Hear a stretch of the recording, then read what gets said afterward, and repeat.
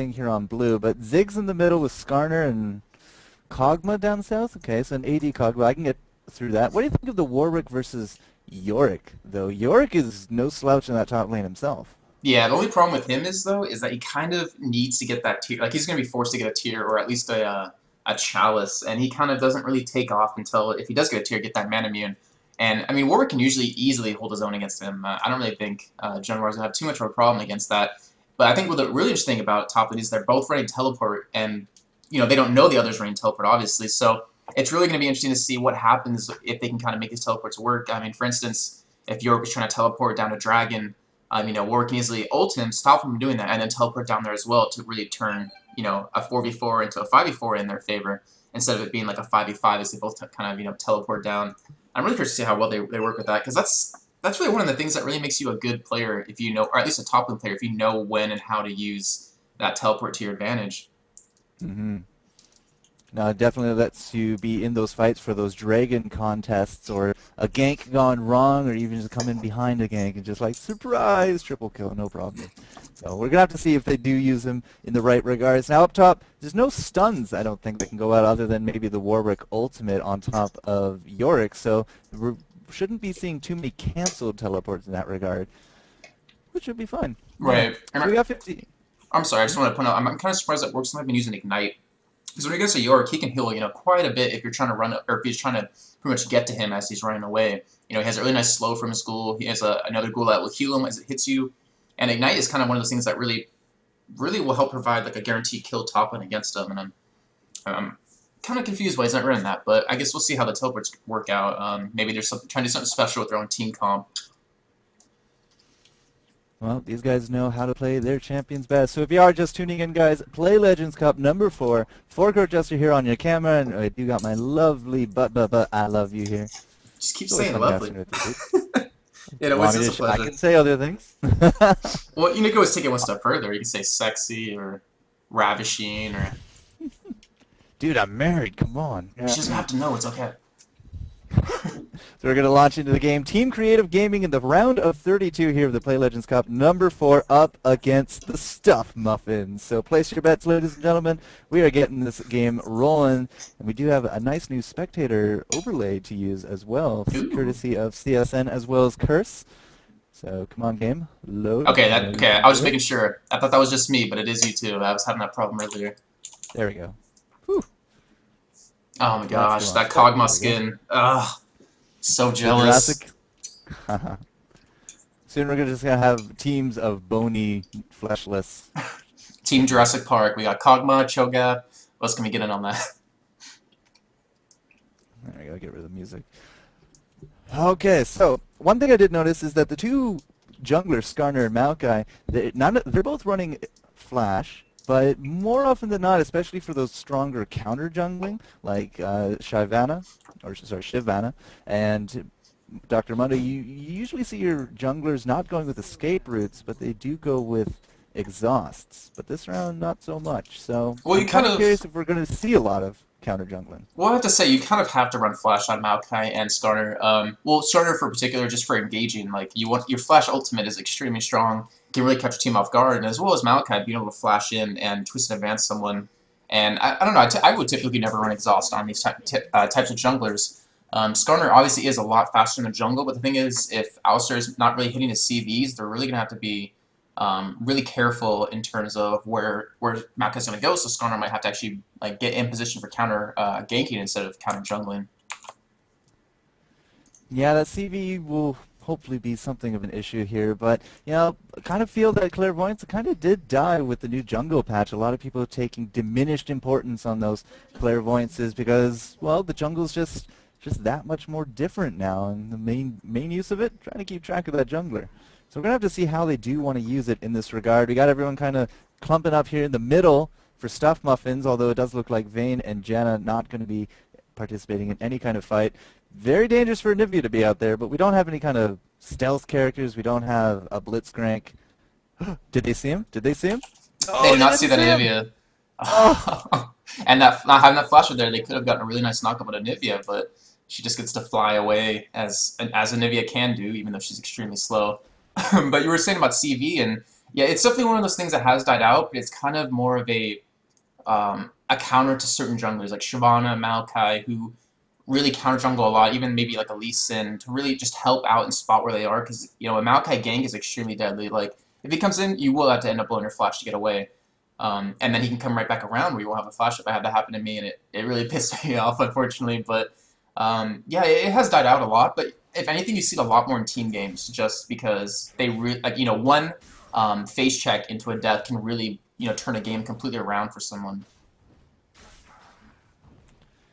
Well, we're starting the blues a little bit late here for creative. Our bottom lane has now come down, and it does look like there's going to be business as normal. Skarner finally picking up his blues, just going to head off to lane, and it does look like business is normal.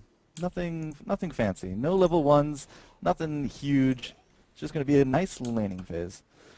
Yeah, I'm just going through checking out some masteries, and we see Alistar actually has 9 spell pen, but he has no spell pen percentage, which means he's obviously running like a heavy defensive build or a heavy utility build, that most supports usually kind of run. So I'm assuming he's going like 0-9-21, which is a really big thing as support. You have to be able to be tanky enough, especially when you're a melee support like him, to get in there, take some harass for your AD carry, and then be able to get out without taking too much damage. Though his armor still is a little low. He's at 28, and Kog'Maw's sitting there at 36, so it definitely does put him at a little bit of a disadvantage. Kog'Maw already down to half health, it seems, taking a little bit of too much harass. Yeah, our top lane does look like, Warwick and Yorick. They're just going to go head to head. We got one potion coming out already for Warwick. Nothing used here for Wrecking Faces yet, and he's just trying to keep up his harass, but he will need that tier in fairly short order because he's already really down in mana. Yeah, kind of one thing you have to do is Warwick is you're extremely weak early game. Like through the first 3-4 levels, you're extremely weak. So you kind of have to just auto attack and push your lane out, which I mean you easily could have done having a Maokai jungle. Because if you don't have those levels, you're really going to hurt in terms of being able to survive. And if York does try to harass you, you'll have way more minions to attack him with, so it kind of works out for you in the end. I'm kind of surprised to see him not actually pushing a little bit harder. Because he's not really too worried about a Skarner. I mean, Skarner does have a nice slow, but he only becomes deadly at 6. And it's kind of interesting to see that Skarner's actually running boots instead of like a Regrowth Pendant or maybe a Cloth Armor 5 pots. He's also a little bit behind on his jungle. We got Maokai now coming in for that gank. I don't know if he's actually going to go for it there. A little bit of an exchange down south as well. Not quite getting that tornado, but here we go. Maokai coming in for the gank on top of Ziggs. Huge damage and an ignite. Means that's going to be a first blood here to Team Creative Gaming. And I have to say, I told you so. When we were in Champ Select, I was like, yep, he's going to come in, Twisted Advance, going to stun from Anivia, and he's just going to die. That's just what's going to happen. And now I believe Ziggs did blow his flash, so now Ziggs is out of flash. Anivia does have hers up, so Maokai can easily come back in for another kill, and that's exactly what they needed to do, and it was really well executed by Team Creative. Stack them CCs, nice squishy AP mid. It works fabulously. Yeah, very true. And I was mentioning, I was kind of surprised to see Skarner running boots and stuff like a Regrowth Pendant, is because as a jungler like him, and as you'll see on Maokai, who's actually currently doing it, is you want to run a lot of GP5 in terms of items. Like a Philo Stone and Heart of Gold is really nice items to run on that type of jungler, because you really just go for a lot of ganks, and you don't really, I mean, you can farm quite a bit, but you don't farm too much, and not to mention you turn that Philo Stone into that Shurelya's to help out, for Twisted Advancing someone or to ult someone, and your Heart of Gold you can actually turn into a Randuin's, which is a really nice item for him as well. And actually we're seeing Skarner come down here to bot lane to go for a gank, but it is warded, so they do see him coming, and they will be able to escape that unharmed. And that's just another thing about Alistar not having flash. I mean, he could have engaged that and forced, some sort of damage going out, but he just wasn't able to get in. Yeah, not the best of early games here for our Stuffed Muffins, but I mean, the game's hardly over by any stretch. 1 kill down, a little bit of a failed gank, but that's all right. Yorick is back in town, it seems. There we go. Not exactly that tier yet, but he is going to be rocking some of those mana potions, but this has meant that we've been actually farming very nicely up top for Warwick. He's actually doing very fantastic. He's up to 32 creeps. 19 for Yorick. Not the best of showings. In the meantime, you see some action going on in the middle as Skarner try to come in for a gank. And Anivia get a really nice stun onto both Ziggs and Skarner. Isn't going to be able to engage on that, but does do a nice heap of damage. And Ziggs is currently out of health pots now, so he will be forced to go back pretty soon here as Maokai is sticking around, maybe trying to go for that gank again.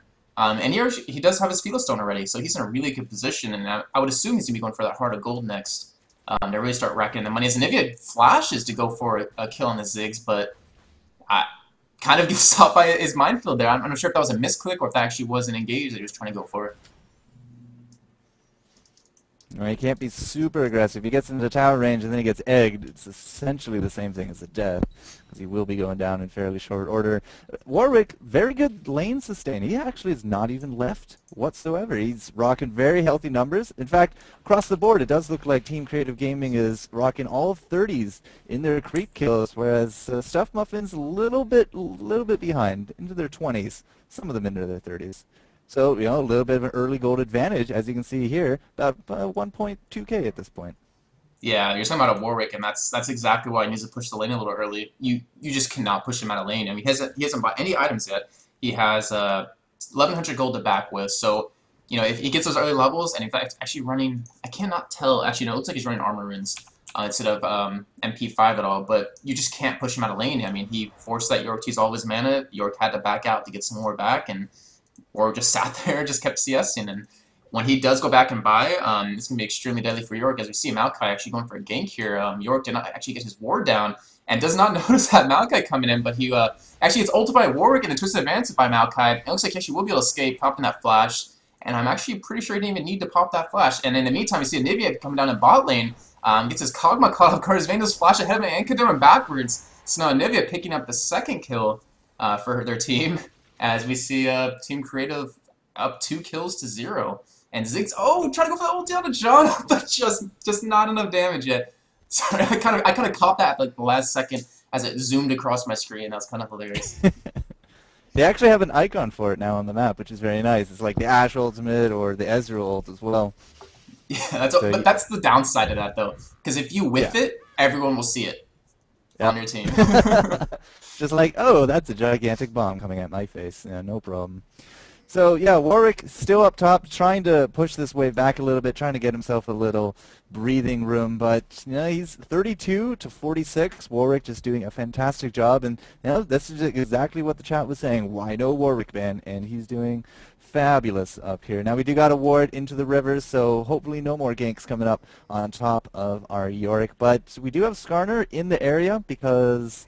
he's just doing his jungle thing, but look at this, Anivia with blue, heading up top. Is she going to get spotted? No. Yes! Nah, she went the wrong way. Now she's seen. Yeah, that's going to be the cue to get on out Yorick. Now, do we have a Warwick ultimate? It is ready to go. And there we go, into the double ult after the wall, and some huge burst damage coming out of that. It's going to be one dead Yorick right there, and no, you cannot have the bird. The bird is too good for you, Scorpion. The Scorpion can't catch the bird, because the bird can fly. Exactly. I do have to say there that, on that. I have to say though that could have been averted quite easily. It looked like Skarner actually came a little too late to help. He could have easily counter ganked that and prevented that death. It was just a little too preoccupied by killing these double golems here to actually go in for it. Sorry, I just wanted to point that out because that's actually something really important, that he couldn't actually stop that death if he did come in a little earlier. But it looks like pings didn't go out, so I actually didn't see it come up on my screen to let them know that Nivea was there. I didn't see any pings going down, but if she had gone the other way, would have been a much cleaner kill. Now, we do got a teleport coming up top. It will be 3-man at top as the two at bottom lane, bottom. We see Vayne actually engaged onto the Kog'Maw here as Maokai comes in as well. And sorry, I had to point out that she actually did condemn him into a wall and get him killed there. But sorry, continue. Just wanted to point that out.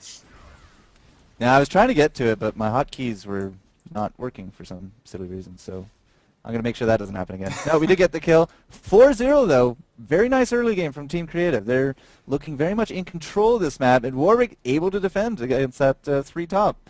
Ziggs had to go back. Skarner's now going to resume his jungle. Yorick kind of seemingly doesn't know what to do at this point. Does he stay in lane? Does he go get golems? He's decided to go get golems. Yeah, he's playing pretty smart. I mean, when your lane's pushed like that, you kind of just have to turn around, go get your double golems, go farm whatever you can out of your own jungle. And then just go back to lane when it's pushed back out. You can't really afford to overextend, get yourself killed, because that'll set you even farther behind than if you were just to farm golems and wait for your lane to push. And one thing I was curious about is that actually we didn't see Team Creative do Dragon there. They saw 3 at top, they saw Teleport used, they saw Skarner there, so they knew there was no threat of a Smite steal. So we could have saw Maokai and Vayne, even Janna, just 3-man that Dragon. and Anivia, who's actually already heading top, wasn't able to help out. But that would have been easily a free dragon for them and just would have widened their gold lead even further. Okay, Bird versus Scorpion. Oh, we throw out the ultimate. Skarner just goes the wrong way. Does avoid the stun, so he's not going to go down. We do got Ziggs now here to help out as well, but Ziggs not exactly the best off either. He already landed a big combo to his face from Anivia before, and he did use his flash, so there's not going to be any kind of aggressive flash going on. Anivia handling mid exceptionally well, as our bottom does actually push in. Yeah, I'm kind of really surprised to see how well Anivia is doing. Not in terms of like a champion or player wise, but Anivia is more one of those defensive AP carries. You kind of just let them push, let the opponent push the lane. You just full curve that wave right when it gets to you with your ultimate and your Q, and you just really sit back and just farm because you become really deadly mid to late game where you can burst someone down extremely hard. And sorry, in the meantime, I actually see them going for dragon here, where Warwick actually did head straight for that instead of going to top lane. And there is no ward here as I'm cycling through the vision, so they are going to pick up the first dragon at 12 minutes and 42 seconds. That'll be up about 16 minutes and 42 again. And it looks like that should be going for a kill down here at bottom if Warwick can get in here. Jana flashing in to try to get ahead of him to Monsoon him backwards, and Warwick actually ulting that...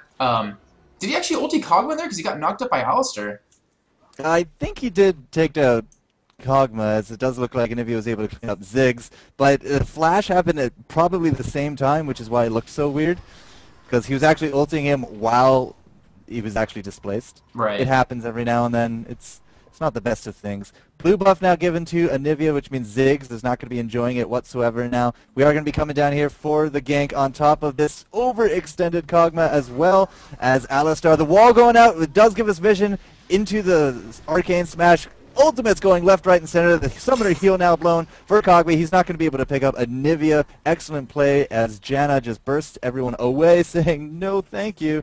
And we're still going to continue this whole shutout of 6-0 for creative gaming. Yeah, Vayne is extremely strong, or is getting extremely strong. She has 2,000 gold, 86 CS, and sorry, 2 kills and an assist already. And this Kog'Maw is just kind of, he's just getting shut out a little bit. It's kind of, they lost their chance to really do anything to Vayne Janna when they kind of, had that first kind of death.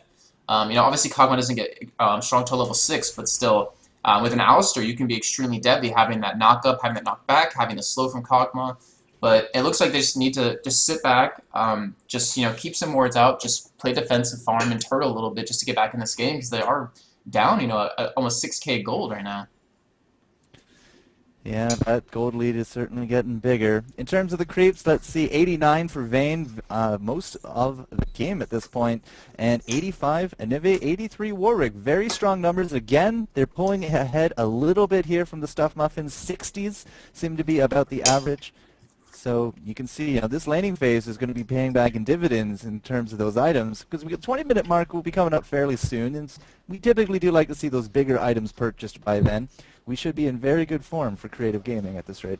Yeah, very true. And it looks like I'm kind of hoping Vayne is not going to be going for that that Bloodthirster. I'm really hoping she's just keeping that Vamp Scepter just to lane with and turn that into an IE, because Vayne with an IE when you tumble is so strong, especially when you're against a Ziggs who's squishy, a Kog'Maw who's squishy, and even York, who currently is squishy at the moment, not able to buy his Glacial Shroud, which he's going to be picking up hopefully in a little bit to really defend against her. And Vayne, who actually is maxing her tumble first, really can use that to her advantage, having that extra, crazy damage from IE and extra crit and crit damage. So I see all 5 of the Stuffed Muffins in the northern quadrant of this map, and we had some pings go down into the bottom because there's absolutely no one there. Vayne Janna should be able to pick that up. No problem, and now we're throwing out as much as we can on top of this Maokai. But he's just going to be able to coast on out. No real hard CCs employed. And, oh, this could be bad for the bird, though. She is getting pincered, throwing down the ultimate on top of Yorick. There goes that bottom tower. We are going to have the Scorpion ultimate come out, and an excellent flash. Nobody's going to be able to follow that, which means that, despite their best efforts, no kill yet again. I don't want to keep batching on it, but Alistar, if you had that flash, that was an easy kill right there. It could have knocked her up, kept her from being able to flash away, knocked her away from that wall. And they easily could have picked up a kill there. I mean, I keep mentioning it, but it really is a huge thing. And now Anivia's actually overextending, trying to go 1v3 here. I think her balls are a little too big as Kog'Maw's kind of just attacking away. But a really nice wall by her, though, and she will be able to escape here. Now they do have a ward in that bush, which is why they can go as ballsy as they can. And look at that, the big damage coming out. Kog'Maw does down yet again, the double for Warwick. And again, no egg coming out for Anivia. I mean, even if she did have the egg, means she's still alive. 8-0, the ultimate coming out from Junrar on top of Yor. Can't even throw out his ultimate. It's not going to be nearly in time as he does drop for not exactly a triple, but 3 kills overall, 2 of them to Warwick. Warwick playing exceptionally well. 3-0-1, 3-0-5 for Anivia. 2-0-1 and 111 creeps for Vayne. And now that bottom tower is down, plus they got the dragon, you can see where that 8k gold is going. Exactly, yeah. And actually, it looks like Dragon will be coming up in about a minute, 30 seconds. So I'm curious to see if they're going to make a play on it as well to kind of keep that gold advantage in their favor. I believe Stuff Muffins has actually checked that Dragon, so they know it is down. And hopefully we'll be able to notice it coming up as well. So they really have to contest it, even though they can't really contest it. They cannot win it on a 5v5 at the moment with how fed Vayne is and how fed Warwick is. And Warwick actually getting even tankier, having that Wit's End and that Chain Vest. So I don't know. They really can't contest anything at the moment. They really have to turtle up. They unfortunately cannot really do anything at this point. I mean, you can't even afford an Oracle to take out all these wards that are around the map because Alistair is just so far behind in terms of gold and GP5. He doesn't have his Heart of Gold yet, so he's not able to get that. Skarner, who's actually 0-1, who does have 2 GP5, just really can't afford to use it because he's still a little too squishy to actually run that Oracle, and he'll be easily taken down just from a Warwick ultimate and a Twisted Advance out of Maokai. Tensions are mounting here in the mid. As you did say about wards, I kind of checked out the vision. We do have some wards down for creative. We have 0 wards down right now for the Stuff Muffins, so they can only see what they can see at this point. Nothing hidden, no clutch wards anywhere, and none of them even have wards in their inventories, so it could become a very snowbally game at this point due to the fact that they just do not have the vision. Now you can see them here in the mid. They kind of assume that creative is still kind of hanging out, although we are going for that dragon, and they don't know about it. I mean, they probably suspect about it by now. Oh, this Warwick actually getting overextended. It looks like he will be dying here as he does flash and get knocked out of range by Alistair and saved by that John ultimate. And now Vayne is just going to town onto the Skarner as she switches to this Yorick. And as we see, I don't even know who that is in there, but that is actually Maokai taking a ton of damage in the middle of that fight. And we see Warwick actually finally go down as he extends. And Stuff Muffins is actually turning this fight decently well. They did pick up a lot of gold off of that Warwick. And Ziggs was able to get a kill on Maokai, but now Ziggs just kind of overextended a little bit, and he will be going down as well. So that will be 4 for 2 in favor of creative. And wow, I really thought that Warwick would have died earlier, but it seemed just that Alistair just knocked away just a little too far, and John was able to save him with that Shield Monsoon. Shield, Monsoon, Flash, heals, blah, blah, blah. It all adds up. And yeah, he just survives enough. Without that magic resist, he might have died to the Ziggs ult. If he did not have that Wit's End, he might have died to the Ziggs ult. But they're able to, put 2 kills onto the board, although they did pay for it with 4. But hey, Stuff Muffins saying, we're not out of this yet, although they are 2 dragons behind now and 10k gold. It's going to be a hard game for them if they decide to actually play this through.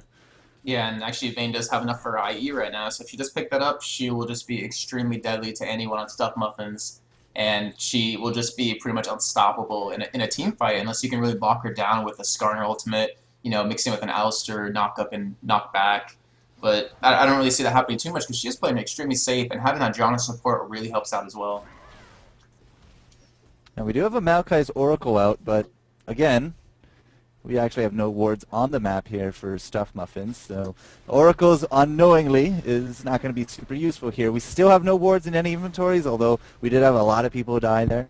So they did have that chance to go on back, and you can see the item difference at this point. I mean, we got the big rods as the bird gets hit by the Skarner ultimate. He is going to have to flash on out, but he just will not go down. Too tanky. I feel like I'm watching a frog in here, but boom goes the dynamite. Ziggs goes down. The Warwick ultimate coming in for the kill with Vayne, and a double kill for Vayne because she does have a lot of damage under her belt. As you did say, that IE now coming out in full force. Warwick picking up yet another kill, and this seems very familiar. Again, Alistair, the lone survivor for the Stuff Muffins, getting chased off by the enemy team, although they did not drop a single teammate this round. And this means that we're going to have ourselves a Baron.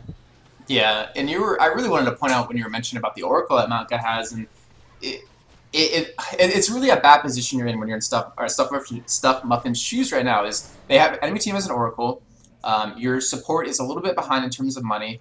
If you do put any wards down, they'll easily be picked right back up, and you can't really afford to get an Oracle when the enemy team can win easily on a 5v5 fight. So you're kind of just like torn in between, buying wards, saving money, trying to get some levels, and unfortunately, what you have to do is just you have to sacrifice that money. You just have to keep putting wards down, even though they will drop. You just have to know where the enemy team is at all times, especially when you can't even fight them, and that the enemy team does have complete map control, which they currently do have. Team Creative, if you look at Vision again, just wards pretty much helping them push a little bit. Not too many wards towards the top side in the top jungle to really give them that clean vision of that middle tower, but I mean, all in all, they have more wards down than Stuff Muffins does with currently 0. Yeah, plus the clairvoyance, I guess. They do, however, figure out that Baron is missing, although looking at Anivia probably could have figured them out themselves. And it's not looking good. 17-2. We have some of those completed items actually coming out. As you did see, that Infinity Edge doing amazing work for Vayne. Who's up 506 at this point. How much gold has she actually banked? 7,800. Not the most, wealthiest champion at this point, because that is Anivia, but she's a very close second, and Anivia does have that Rabadons as well as what seems to be two, wow, the Tear of the Goddess and the Catalyst. She's not going to run out of mana anytime soon. Yeah, it's kind of a normal build for Anivia, and it's kind of interesting to see that she did not go for that Rada Aegis early on and start building that up. And we see Skarner coming in from behind, but he's going to be caught off guard here. His main can easily just go to town on him and pretty much get this easy killer here. Skarner is forced to flash, but right into a Maokai twisted advance and goes down. And out. Ouch. And I had to point this out before you go back, is that you said boom goes the dynamite, and now because you made a Family Guy reference, I'm expecting the bird is the word, because we have an Anivia. Just wanted to point that out. Oh, I think that can be arranged as Never Ending War does drop to the true damage that Vayne is able to output with her passive. Good times. Those silver bullets, man, they can really mess a guy up. So that will be 1 tower, 2 kills, another tower, the Ziggs ultimate going down. And not killing anyone, but he will drop himself again. Vayne, hyper carry, 806, 154 creeps. We got a GG coming out here from Alistar, but when you're banging down the gates of your enemies at 24 minutes, you know the game's going your way. And there's the surrender vote, 4-1. Especially when the bird is the word. Since you didn't say it, I had to. Bird. That's a song, isn't it? Yeah, it is. Who's it by? I don't know. I don't think I was alive when it came out. Bird.